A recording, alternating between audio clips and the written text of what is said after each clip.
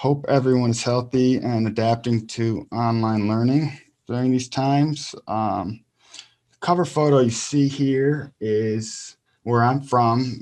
It's near Woodstock, New York, about 10 minutes away. That's the Ashokan Reservoir. That's 123 billion gallons of storage for New York City. It's their largest water supply, and I'm going to tie that back in on a few of the projects I'm working on, or I've worked on. Let's see.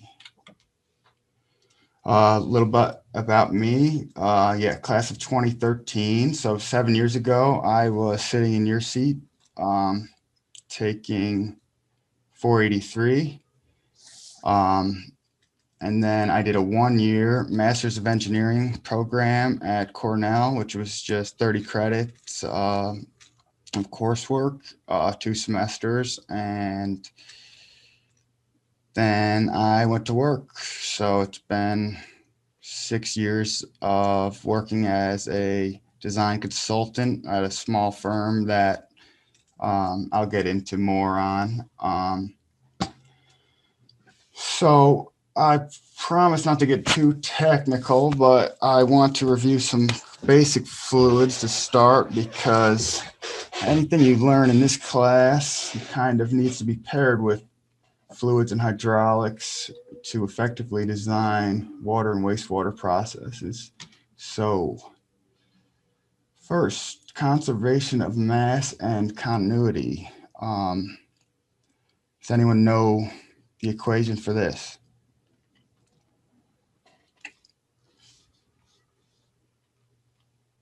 Anybody? There's a graphic.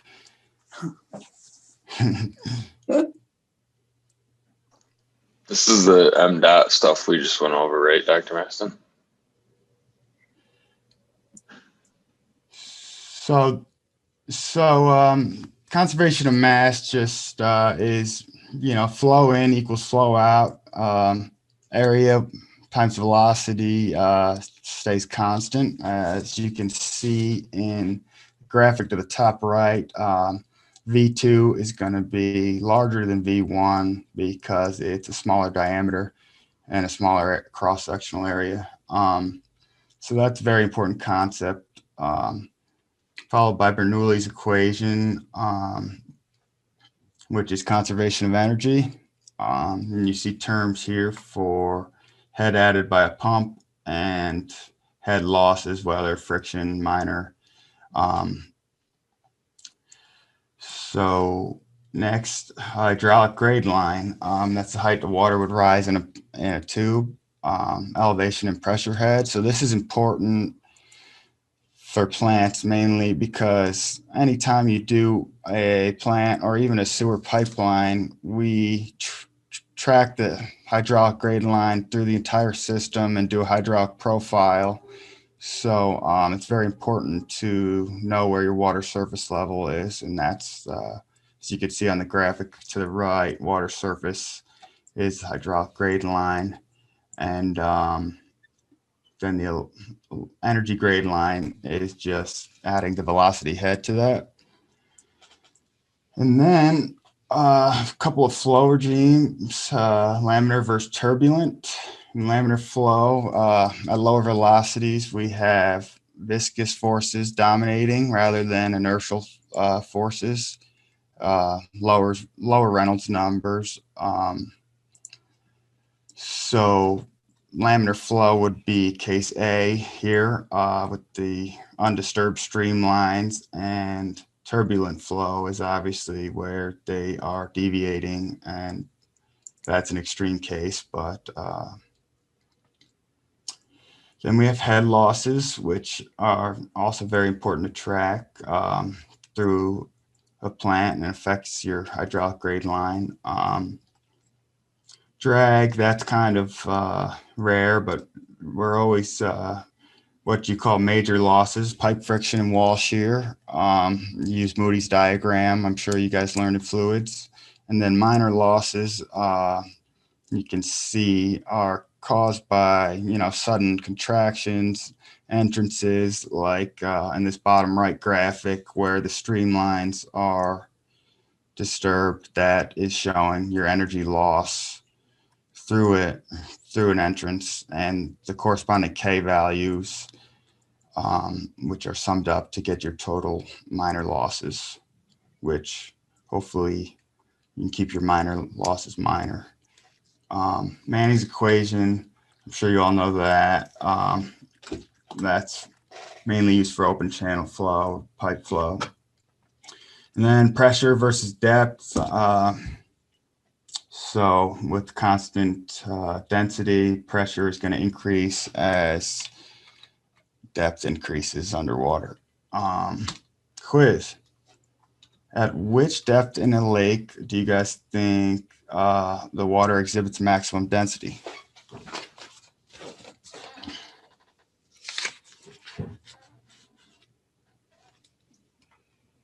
Everyone's on mute here. No guesses? You can use Chad.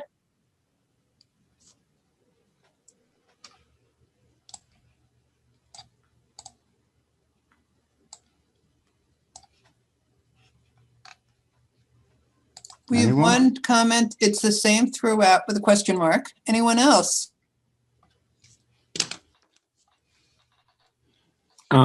Yeah, I thought the density was constant throughout all depths of the lake.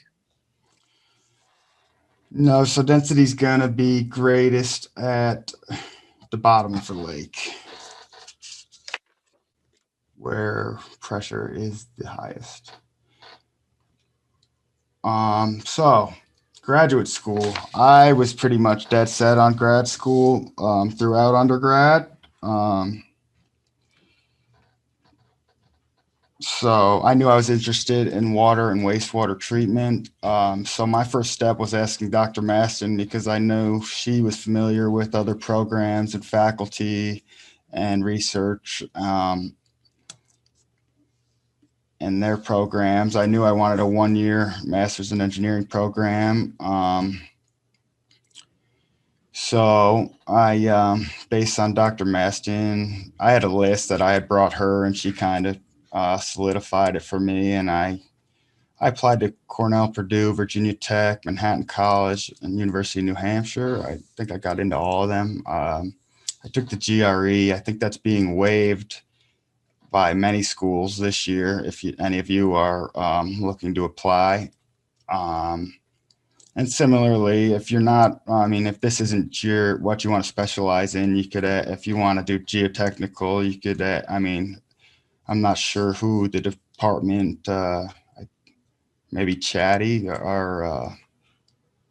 but your professors can definitely help you find strong programs, and MSU has strong programs. I know they have a 5-year master's, but you probably would already have to be enrolled in that. So pros and cons of grad school that I found. It can increase your earning potential, though I found that right off the bat, it did not. I interviewed at 2 firms, one in New York City and one in Westchester, right outside of New York City, where the cost of living is very high. And I was kind of I just graduated with the master's from Cornell, and I was expecting to get compensated for that. And I was still getting offers around the same area that I could have gotten with my bachelor's, though I do think it increases your earning potential and your potential for management roles down the road. And you learn a lot of valuable tools. Advance your skill set and knowledge base, learn the newest skills. Intimate learning with very bright professors. That was the highlight for me. I mean, some of my professors were just, so great to learn from, and you learn new ways of thinking and solving problems, and it's good resume building, and you can put off true adulthood for another year or two. Half joking there, but some cons. Student debt is very high interest, 7% plus in most cases, and that can cripple a lot of people, especially non-engineers, where you're not going to come out with a job guaranteed and a good job guaranteed. But yeah, I was paying like $600 a month. I paid mine down pretty quickly. Last year I paid over $1,000 a month just because it's such high interest. So that's a definite con. You can feel like you are paying them to work there at times because the hours are serious as a master's student. A lot of schools are more theoretical than practical. Though these MN, professional development programs are aiming to get rid of that. Still, I could tell you at Cornell, I spent hours and hours coding in MATLAB, and I have not used MATLAB since.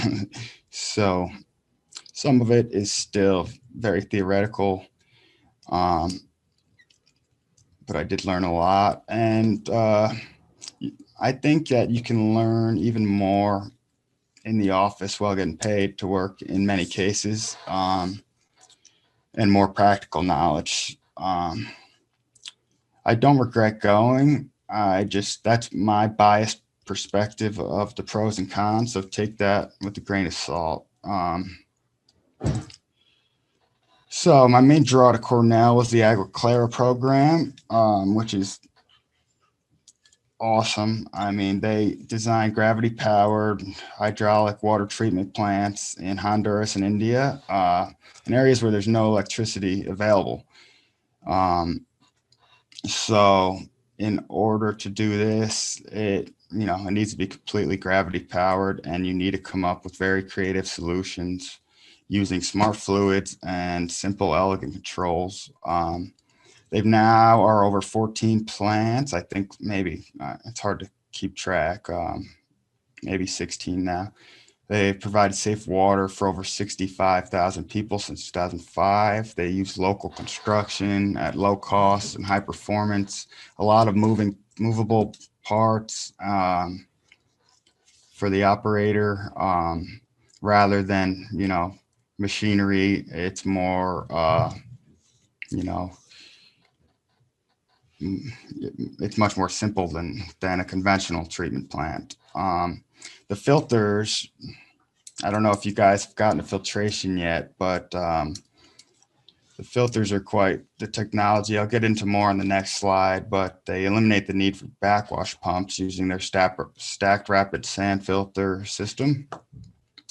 And this program really helped me think differently about water treatment and the use of flow controls. And I still use that way of thinking and try to apply it to conventional treatment when possible.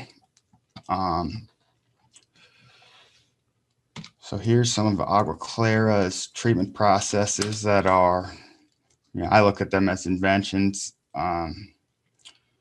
So they use vertical baffled flocculation, where water goes up and down through these PVC, I think they're PVC baffles that are easily removed.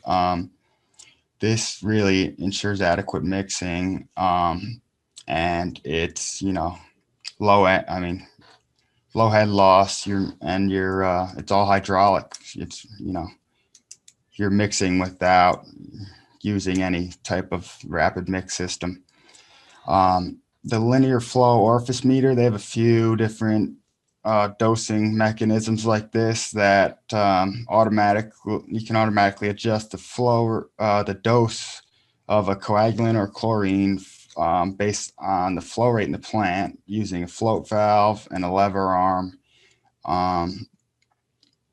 that just changes the dose automatically. And then on the right here is their filtration system. It reduces the filter area needed by 1/6, which is huge. And they use a siphoning system that allows the operator just to open and close a 1/2-inch air valve to backwash and those are the three that stuck out to me. So here are a few slides that I've taken from maybe my first or second Agua Clara lecture, just to kind of get you guys thinking that way. I have a link to the whole PowerPoint at the end of my presentation, which I sent to Dr. Masson. I think she can share with you. So constant flow, point of use treatment devices. Okay, let's see if we can name the process for the chemical here. So if you're adding alum or polyaluminum chloride, I think you guys have gotten this far. Which process would you guys guess here? We got an answer in the chat. Coagulation. Correct. Next, calcium or sodium hypochlorite. You got anyone who could talk in this? Those of you in 480, 480. What's that? you've had a lab where we, Oh,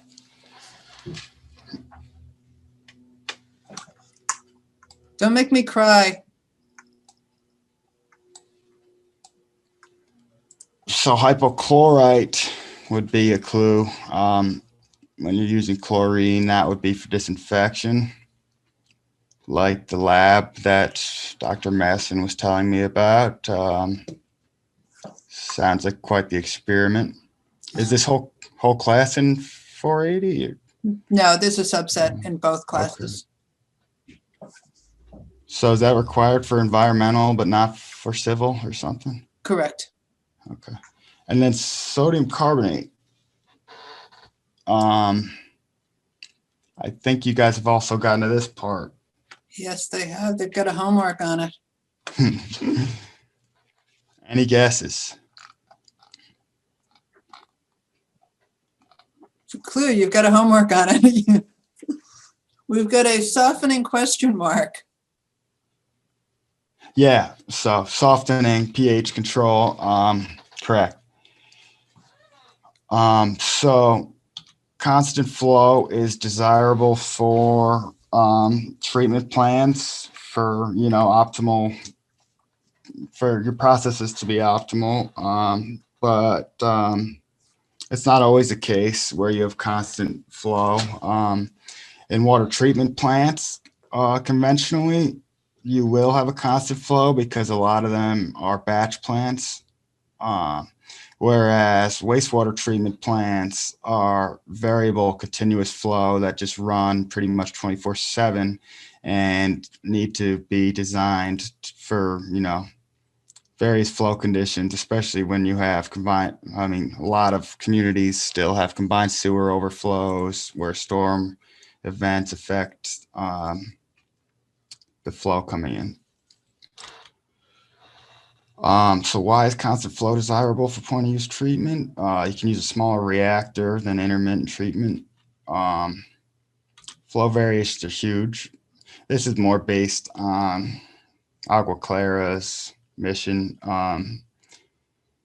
for small communities that are used to walking to a well supply and filling up a bucket, and now, are having basically a municipal supply. But the use of a tank of treated water supply that, is seen in conventional storage and distribution systems.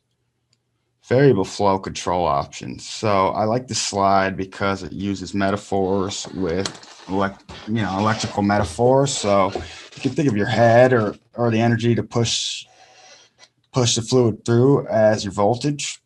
And then your flow controls as resistors. So some examples of those, orifice or any type of restriction, flow restriction, contraction. You can use porous media like in a filter or long, straight, small diameter tube, which is very common in Agua Clara applications. And then vary either the head or the resistance to vary the flow rate. And the flow rate, they are calling the current for, the electrical metaphor. And you can vary head by adjusting the constant, the inlet or outlet elevation, or by adjusting a valve, which in conventional treatment, you see a lot more valves than at Agua Clara, but we do still use valves in both. So that was, you could see that whole, I still reference those slides a lot when I want to think about flow control, and I encourage you to download the PowerPoint. Here's another cool experiment I did in grad school. I got a good photo of it too. We put in dye probably about 30 yards upstream from where I took the photo, and observed the mixing patterns and profile.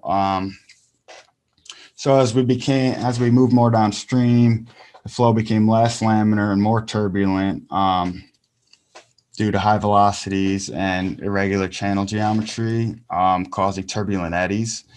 And the dye conforms to the shape of the eddies for a short time, as I think you can kind of see in some little spots. But eventually, basically right after this, it becomes too well mixed to distinguish the eddies, and it's just kind of a well mixed solution moving down the river turbulently. So, quiz: which is dominating, diffusion, or aka viscous forces, or advection, inertial forces? Anyone have an idea?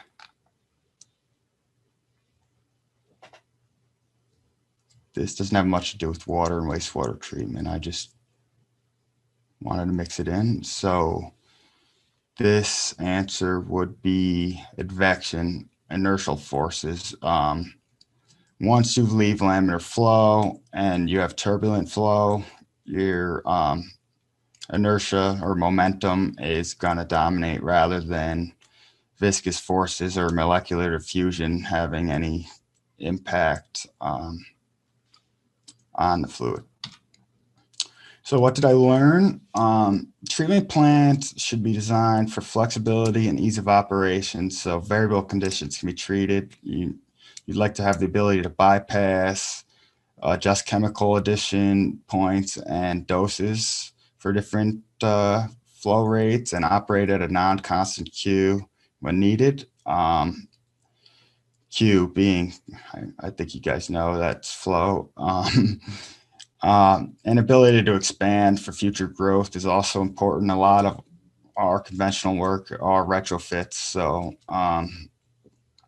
it's important to consider that. That's my next point. Future growth, life cycle costs should be considered when considering alternatives. So Cornell is able to take decision analysis and risk analysis, which when considering alternatives or doing any type of cost benefit analysis are just very powerful statistical tools. I'll show you something on that later. And the attempt to lower energy costs, because obviously we were using 100% gravity plants. So I try to bring that into, conventional plants when we think about that. I think I remember on one of the first days of the lecture, it was 7 years ago, but Dr. Maston, did your dad operate a treatment plant where Sorry. What's that? Yeah, finish. I think they were able to reuse the methane somehow to reuse the energy, maybe to heat. Yeah, so my dad was an electrician at a wastewater treatment plant, and they captured the methane from the digesters. They actually sold some of the excess methane to PSE&G, which Public Service Energy and Gas, and used the methane to heat the digesters, power the blowers for the aeration system and heat some of the buildings. So yeah, that's awesome. And that was way back in the day. And you're seeing a lot of this now. And here's some stats. 33% of typical US energy budgets are vacated to water and wastewater treatment facilities. 3 to 4% of energy use in the United States, including 19% of California's used at water and wastewater treatment facilities. And not even the whole country has access to these facilities. So any way you can reuse, like Dr. Madison's father did, or lower energy costs by using hydraulic, gravity powered processes rather than, pumped or electrical. That's a plus. And when considering life cycle costs, it's a big plus. Flow control applications for constant or variable flow. I kind of showed that on those 3 Agua Clara slides. I learned a lot about that. And then one last pro tip is to keep your student ID. I lost my MSU one. My Cornell ID does not have a year on it, and I still am able to use it to get discount lift tickets at ski mountains and stuff like that. So just a little secret tip. And that's about it for grad school. Then we move on to my employment. So I ended up turning down offers from Arcadis and Hazen and Sawyer, who are 2 prestigious water design firms. I didn't love the offers and the cost of living. And I also have a family business here in my hometown that my grandpa started in 1956.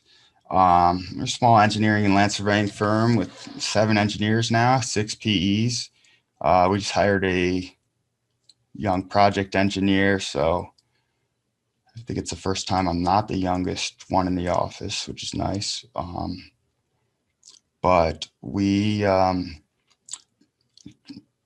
have about 90% of our work is municipal water and sewer. I think we have 17 or more loyal municipal clients, local towns and villages that have been coming to us, since the 50s and trust us. And also we have all the survey maps and records, past plans. So it's easier for them to have us do it, which is nice for us to have that. So we've worked right through COVID. We didn't have any remote. Municipal infrastructure was exempt, and we are pretty isolated in our office. We have 2 big houses, and between 7 engineers and some admins, we were pretty distant, and there were no issues. It was actually quite busy construction-wise this summer. So the other 10% of our work is mainly private site development. Like I designed a car dealership last year, Dunkin' Donuts. This can be quite difficult in New York State. There's a lot of layers of municipal compliance and approvals required. Zoning and planning boards, all kinds of historic landmark commissions and archaeological studies, endangered species. It's called a seeker review, state environmental quality review is often required. So we help our private site development clients get through the compliance process and get their permits, as well as developing the plans that need to have a landscape plan, lighting plans, that everything you can imagine. So some pros and cons of working for a small firm. I like it. It gives you the ability to work on a variety of important local projects and manage the entire project. You still are working on a team, but like important local projects, I'm working on our local hospitals being redesigned, and it's rewarding when you get to see stuff like that come to fruition, and you drive past and you can say, "Oh, I did that." Also, at bigger firms, engineers often get pigeonholed into the same type of work each day. Where I'll talk to some friends that are working in the city, working long hours, and they're basically just running the same hydraulic model every day, maybe for a different project, but they are, kind of in one role. Whereas I have the opportunity to work on site development and stormwater stuff, as well as water and wastewater and all kinds of different jobs. Some cons. You are going to have lesser resources and maybe lesser learning opportunities. Some big firms will pay for you to go back to school at night if you want, and just have more staff, more resources. And you have we have a smaller network at a small firm, obviously, and there's less competition. I think I thrived in school because I always wanted to be towards, the top of the class. And sometimes that's hurt me here, where I'm not at a firm with a bunch of contemporaries competing with me. I'm, the other professional engineers at this firm have been here since the 70s and 80s. And so I was always the project engineer to their senior project engineer. And I kind of just thrived on competition, but that's me personally. There's definitely pros and cons, but again, this is my bias. I prefer the small firm feel, especially considering I'm kind of a legacy. So here are some career paths, basically all the career paths you could take. So I would be under number 1, design consultancy firm. And I list some of the top ones there. Regulatory, bureaucratic, municipal, ton of jobs in this area available. I recently was looking at job openings.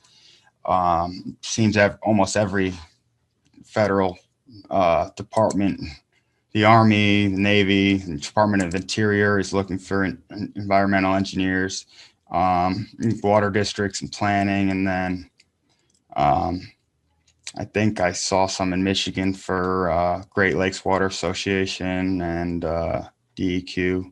We have the DEC here. You guys call it DEQ, but those jobs typically have great benefits and are not as demanding as a design consultant job. Construction project management. So we do a good amount of this too, but there are firms that just do construction and project management, and there seems to be a lot of money in that area. You can work in sales as a manufacturer's rep. So you would come and try to pitch your product to a design engineer like us for us to, spec in our designs. So we have people all the time come with their trying to show us their new pipes and pumps and all kinds of stormwater solutions. That type of job is really all about, how much you're able to sell. Commission based, I'm sure. Academics, research, that'd be a PhD path. Dr. Masson would be able to talk to any of you more about that. It seems like people are pretty happy in that field. I really wouldn't know. And then you can always pivot.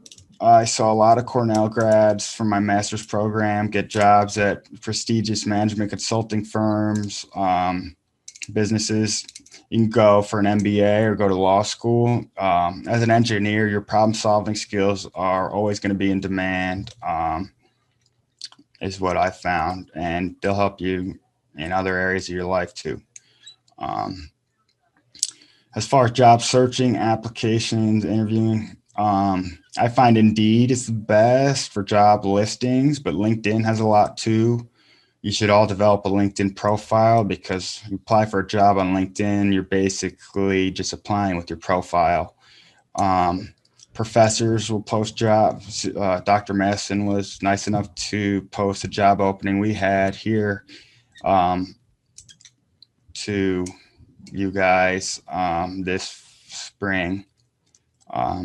And word of mouth, which actually, believe it or not, is how a lot of interviews get set up and how a lot of the most successful arrangements are made.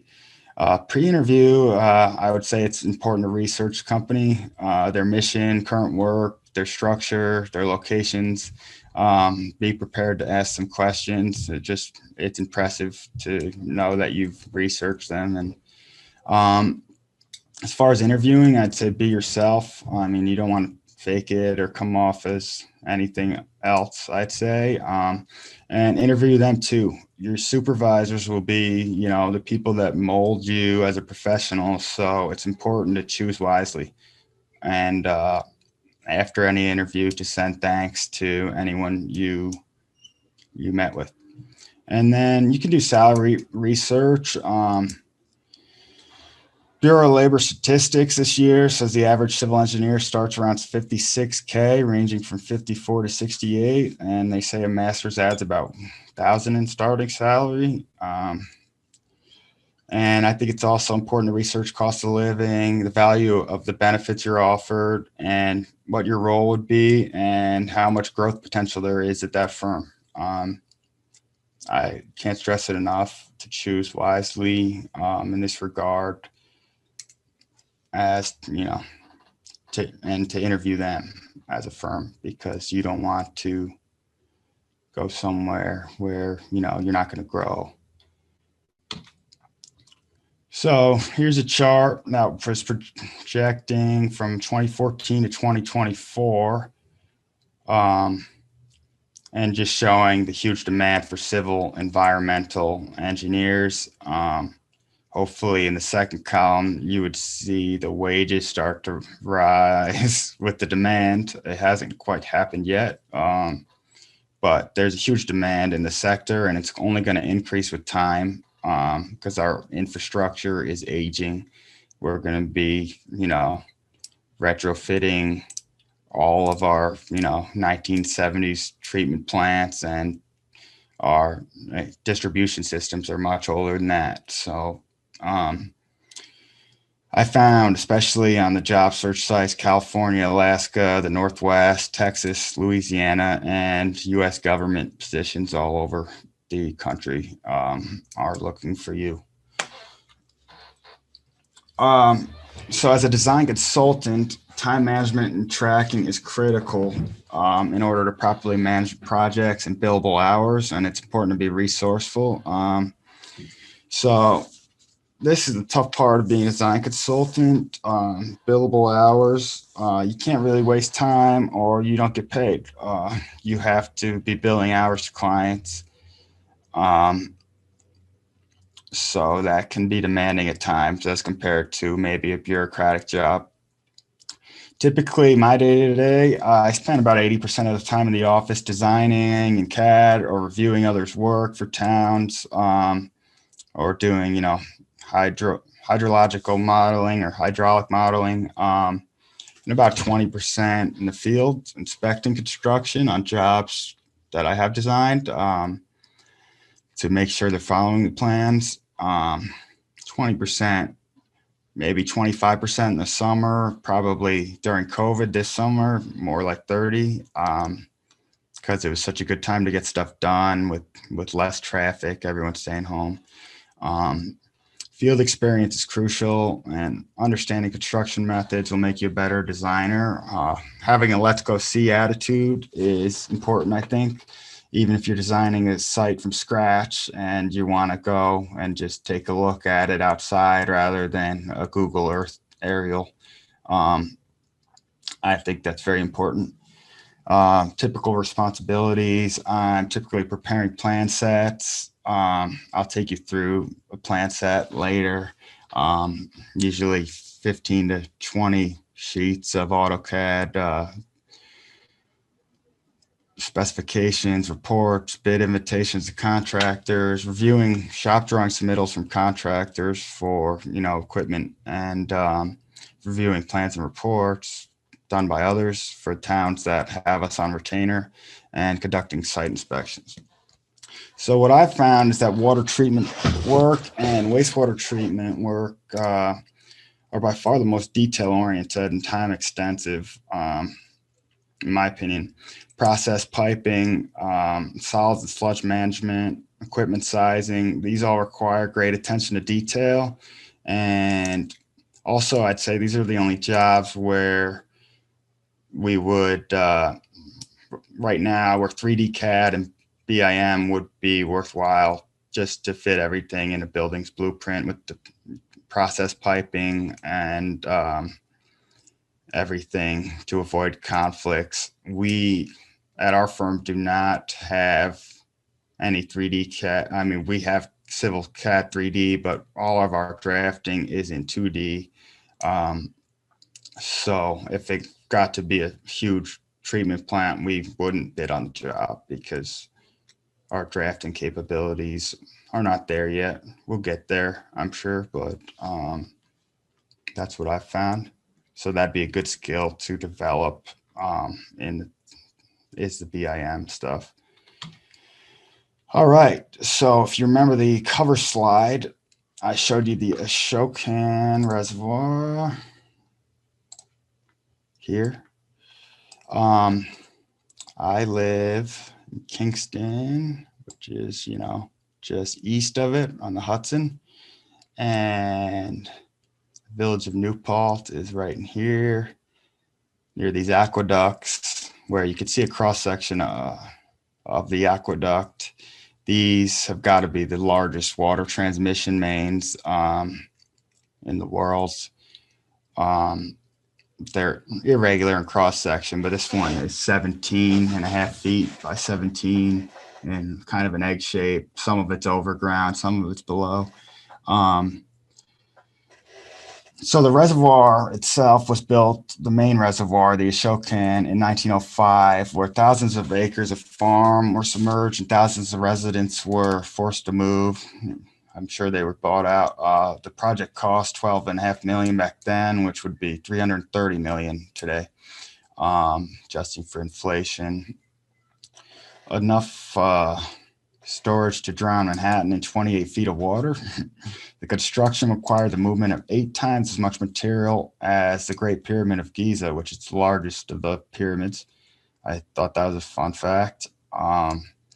These 2 aqueducts at Delaware and the Catskill tunnel 500 million gallons per day of raw water to New York City, 92 miles from upstate where I live, and provide 90% of the city's water supply. And the city has a filtration avoidance determination, meaning they don't have to filter like the surface water, Safe Drinking Water Act would imply. That's waived by the EPA. Since there's a 60+ day travel time in the distribution system, they still have to disinfect, which they do down here at a facility close to the city. They do have to do stuff in the watershed and invest in some of our local wastewater treatment plant upgrades and sewer infrastructure, stuff like that, to keep this filtration avoidance. So 2 of the 4 jobs I'll talk about actually tap into these aqueducts, raw water. So, and the DEP is the bureaucracy in charge of the supply. They seem to have more power and better benefits than any other bureaucracy, and we work with them a lot. They're pretty good. So some recent water and wastewater treatment projects through Bernier and Larios that we've worked on. Included Village of New Paltz, 2 million gallon per day water treatment plant, which taps into the Catskill Aqueduct from the city. They upgraded from sand filters to membrane filtration, which I don't think you guys have gotten to yet. It's basically pushing water at a high force through a semi-permeable membrane to remove the smallest of contaminants, including, Giardia and all kinds of bacteria. We use microfiltration in that one. And this one required contingency planning as the aqueduct were shutting down for maintenance and for 6 to 8 week periods for a couple of years. I actually did a report on Cornell and decision analysis on that. Let's see, I'll just get into the other projects as we get there. So in New Paltz, the problem was the 20-year-old sand filters were nearing the end of their service life. Their raw water quality from the city's aqueduct was not great, and new standards required 0.2 NTU. Here's a quiz. Anyone know what NTU stands for besides Dr. Maston?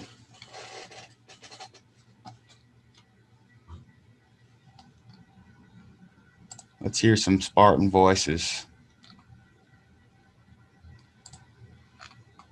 Anybody here?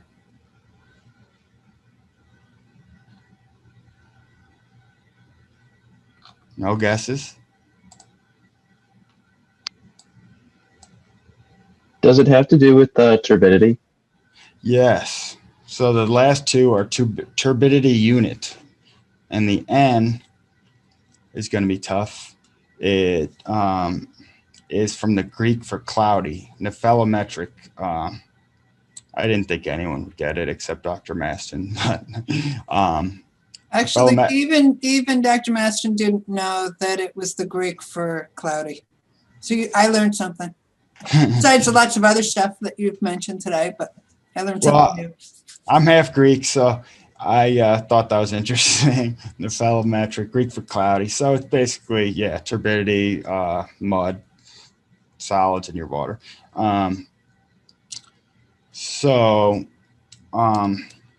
They use a Paul, like my name, microfiltration system that was chosen after evaluating and doing a 4-week pilot testing system as required by Department of Health. So when we're doing water treatment work, it's usually DOH, and wastewater treatment plant would be the DEC, Department of Environmental Conservation. So also NSF approval. It's important that any of the technology put in is improved, especially, it's required for municipal jobs. SCADA controls installed for, real-time data, and planned aqueducts required alternative source evaluation. If I can get out of this presentation for a minute.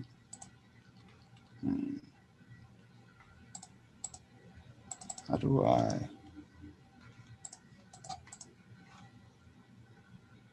If you go to share screen, Yeah. and then you'll want to change your share screen to from here to whatever you want the plans. So at the bottom, controls where it says share screen.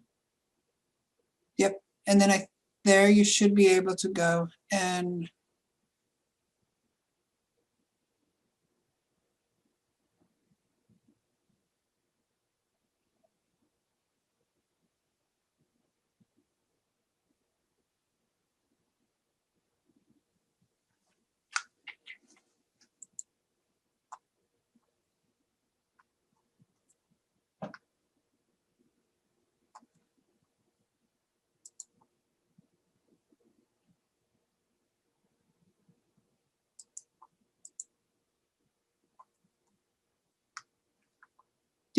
there you go. So you're showing the decision tree now.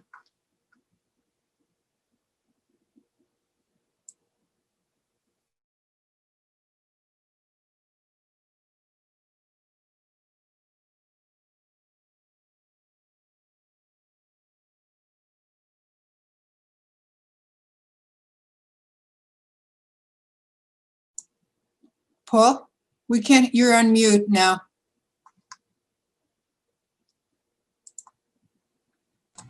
You got me now? Now you're good. Okay. So I just wanted to show some of the decision analysis stuff. So this is the microfiltration system. Some stuff from our plans and from the brochure. For New Paltz. And then at Saugerties, we had 3 million gallon capacity, but the average daily is just 0.8. And the goal here was to reduce high turbid. I mean, you get storm events in a mountainous watershed, and the water supply reservoir at the treatment plant site is just receiving really turbid water, which can cause the filters. You got to basically shut down the plant because the filters were clogging. So we put in a pre-filtration system that is actually normally bypassed except for during high storm events. And this included 700 GPM tube settlers, a whole chemical feed system so that coagulation and mixing and everything can occur here and then go through. It still goes to the normal filtration and everything else in the plant after. And it's funded by GOZER, Government Office of Storm Recovery, which is a funding source here in New York. Okay, Woodcrest. This is a big private client of ours. It's a Christian community. And here's a schematic. It's actually the first one I designed. So this is an RBC plant, rotating biological contactors with aeration. Pretty common for wastewater treatment, I'd say. Nowadays, as opposed to like a trickling filter or something. So we started with septic tanks and then flow equalization, which is huge, to, balance, to get flow control. Like I talked about in Agua, Clara, we have these two 9,000 gallon tanks before the RBCs, multi-stage RBCs, to a clarifier for settling, then scum and sludge go to pumps, and there's a filter, UV disinfection, partial flume for flow measurement, and then there's a sewer line out to connect to an existing sewer. Here's the filtration building. So I was going to take through some plans on this.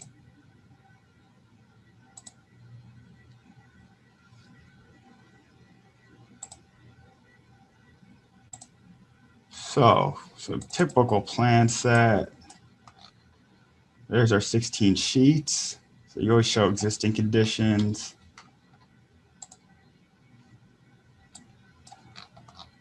Their existing plant was down here and was just overloaded and outdated.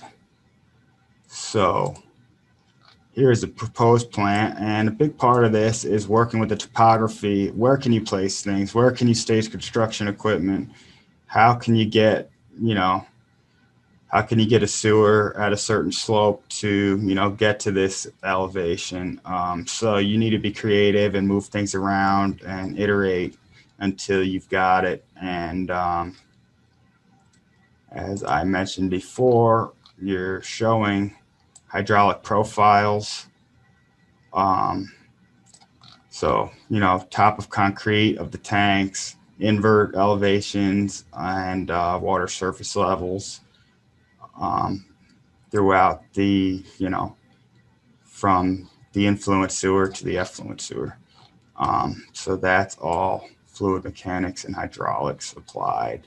And then you've got schematics, details of the RBC units, filter building, flow equalization. That looks like the RBC. Clarifier,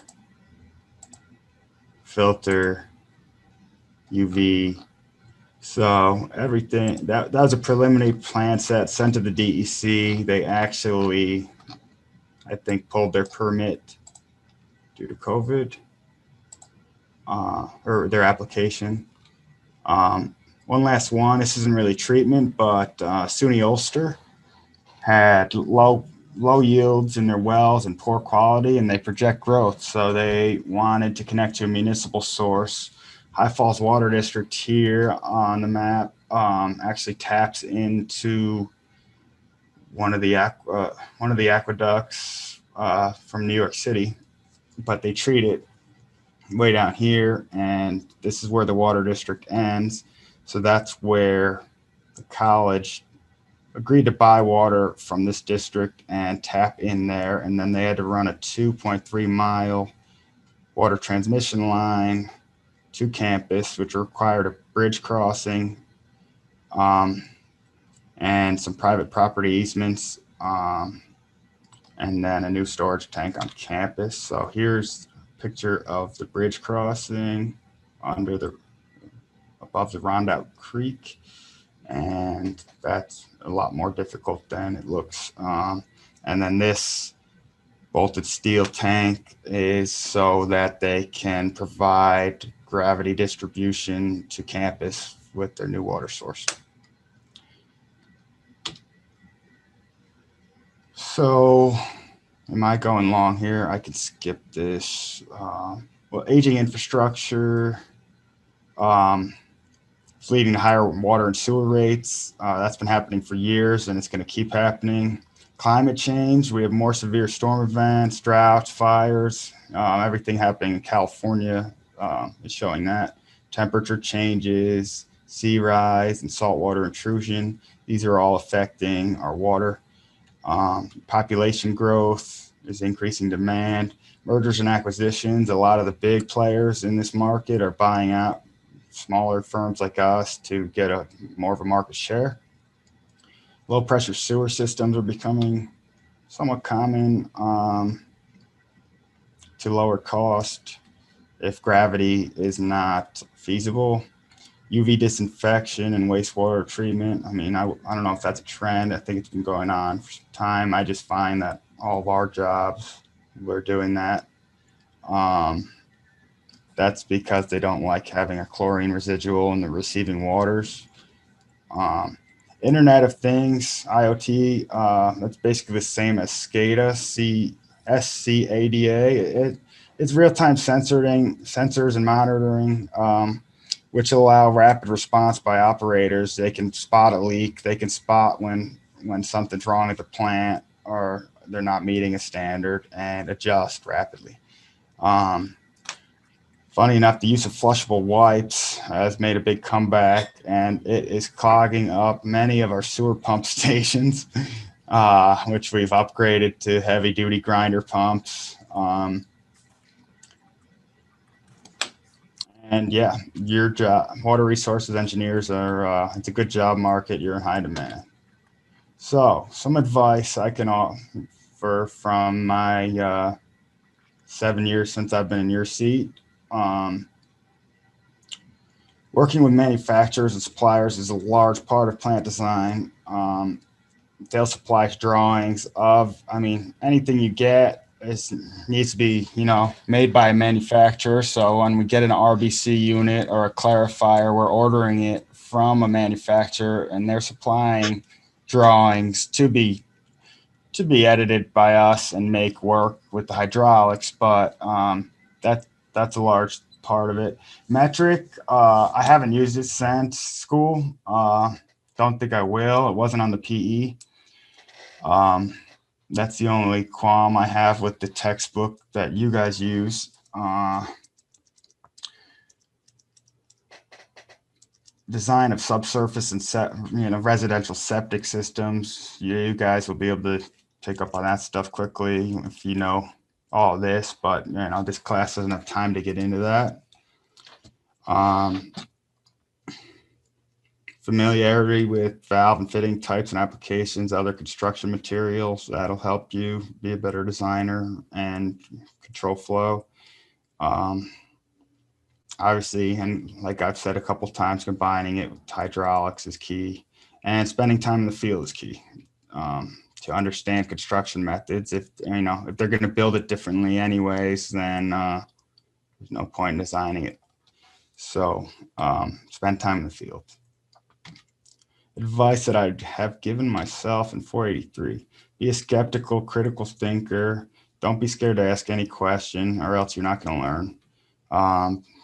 Don't be scared to bring up new ways of thinking. Question empirical and conventional models. A lot of them are poor, and calibrate models with real data. So I can show you. I thought I had a hydraulic model. Oh, here.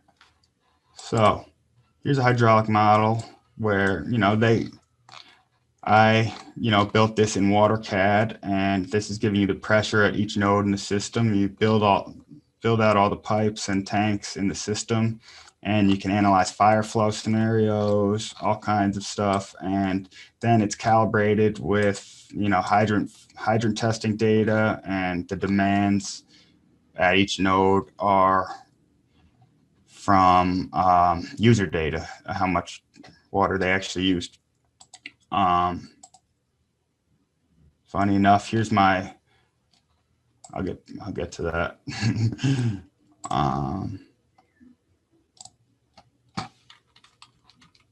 Always grow your network, gain credentials, and volunteer in your community if you have time. Networking is huge. Gaining credentials, joining professional organizations such as ASCE. I'm in the NSPE, Society of Professional Engineers. You could try to get published or get on a board of one of those. I volunteer at our local YMCA on the board of directors. It's important to be involved in your community, and it helps business too. People see that and they want to help you too. Avoid debt if possible. High interest debt can be crippling. Always continue to learn. You will have continuing education requirements once you get your PE, if that's your plan. But outside of that, I've been trying to learn ArcGIS, which is a very powerful tool nowadays. They didn't teach that back when I was in school. I've been studying some landscape architecture, any related fields that can help you be the best.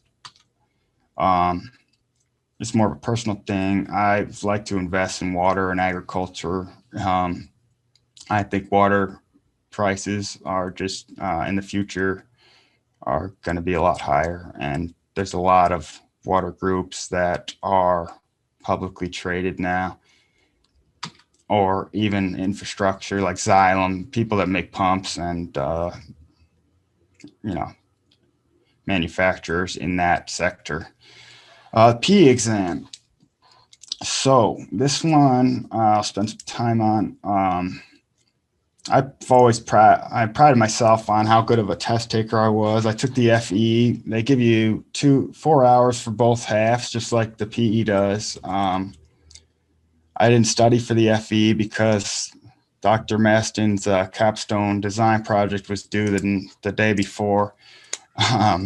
But I was so used to solving problem sets every day back then that I cruised through both halves in 2 hours out of the 4 and never had a doubt. PE exam, I might have been a little cocky. I did fail it once. I did not have the correct book because I started studying so late that I didn't even realize. It was really embarrassing for me. But that's where we learn from our failures. I would suggest buying the Civil Engineering Reference Manual, which is right here, it's 90% of the test is out of this book. I took it the first time without it. I was flipping through all kinds of books and running out of time. I mean, you can buy it right when you start practicing because it's a useful reference, and then you'll be able to navigate the book. So I've been letting our new junior engineer use it, and by the time he takes the test, I think he'll be familiar with it and not even have to study as much. And also in New York, the PE both times was very heavy on activated sludge and solids management. For whatever reason, they really like to drill you on that stuff. Become familiar with your available resources, environmental mappers, web soil surveys, stream stats, all the design standards and manuals, Google Earth, LiDAR, parcel viewers, and precipitation data, to name some. There's many more. There's so much available on the web nowadays. Resourcefulness, save time by reusing work such as CAD details, templates, cost estimates from other projects. This is huge for us in saving time and being able to bill less to the client. This is more of a personal thing. Listen to This Is Water. It's a commencement speech by the late author David Foster Wallace. Highly recommend that you all listen to it. It's the best thing you could possibly hear at this time in your life. I have a link to that on the last slide.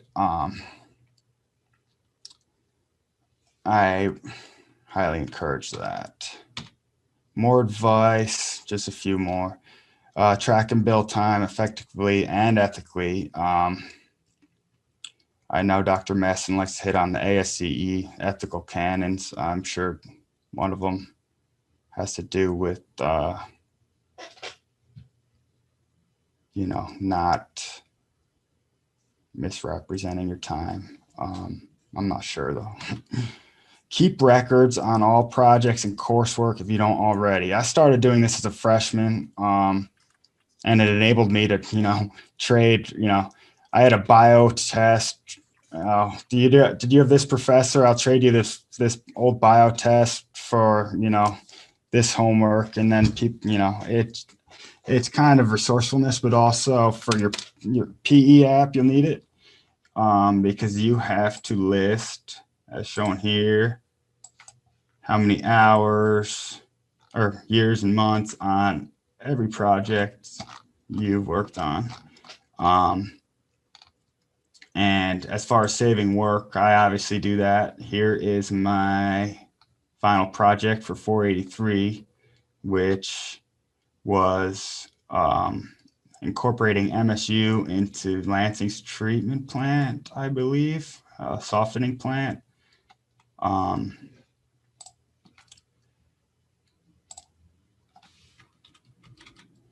Don't try to do it on your own like I did on that project. This happens to me too much. It's important to work together and ensure quality. You want your product to be quality, so work with your staff for QA, QC, quality assurance and control, and other ideas can always help. Try to get along with all types of people. This is an invaluable skill. I find that my dad, who's my boss, is great at this. Avoid holding grudges, be aware and conscious of others' backgrounds, motives, and have a sense of humor. Try to be thoughtful. This will help you not just in profession, but in your life. Be willing to take the responsibility for the whole team. And project management, scope, schedule, and budget. If you take construction engineering, you'll learn that. But the fourth thing is managing the contractor, because a lot of times contractors will try to cut corners or make field changes. So you really need to make sure that they are doing it right and as designed. But sometimes they're right and you can approve a field change. Be careful. Try to think of your audience and the consequences before talking. This is something I've been trying to work on. And another thing that reminds me of my dad, I I always thought that he was just a slow storyteller, or maybe it took him a while to talk, but now I realize, you know, I'm watching him talk in front of a planning board and a public, you know, audience, that he's really just considering the best way to present the information. So if you have to talk slowly, try to do that. Self-analyze your performance and progress towards goals. I think it's important to set goals and to be self-aware. And that's about it. Spartan's will. So here's some famous Spartan alums that can inspire you. Dare to dream. This Rosalind Franklin helped discover the double helix. We've got 2 professional sports owners, Dan Gilbert and Drayton McLean Jr. Lyman Briggs, 3rd Director of National Bureau of Standards. He was on the Uranium Committee pre-World War II, studied soil mechanics and moisture at the USDA, and received the Medal of Merit from Truman. John Hanna, who I'm sure you guys recognize the name, and there's a statue of him on campus. He really expanded MSU into a large research institution, headed the U.S. International Development, and was the first chairman of the U.S. Commission on Civil Rights. We've got Jim Delegati, the inventor of the Big Mac. I was lucky enough to go to school with Draymond Green, Kirk Cousins, and Le'Veon Bell, who were all-star professional athletes that were there 3 out of my 4 years. So that was fun. And then we have our esteemed Professor, Dr. Maston. I hope I didn't short you any awards and publications. I got a few more publications, but other than that, you're good. You're with some good company on that slide. So yeah, future engineers, you can dream away, and you can end up on this slide one day. And here's a powerful quote from JFK. Anyone who can solve the problems of water will be worthy of 2 Nobel Prizes, one for peace and one for science. I'm sure he said that in the 60s, but I'm sure it's still applicable today, as we really still haven't solved the problems of water. I just thought that was a great quote. Any questions? Class? Haven't heard from many of these folks. If you have any questions, you can feel free to email me or connect on LinkedIn. Dr. Maston can share this presentation with you. I have some links. Like I said, I highly encourage, I think you should all watch this commencement speech. It's really changed the way I think about and adjusting to adult life, a lot of it. Here's Agua Clara's research and a link to the PowerPoint I took a few slides from, and some Bureau of Labor Statistics data on civil and environmental engineering. And there's my LinkedIn page if anyone would like to connect. Thank you all for listening. Thanks so much, Dr. Maston, for having me. That's all I have for today. If there's no more questions. Thank you. Let's see if we can use the reaction to give a virtual applause.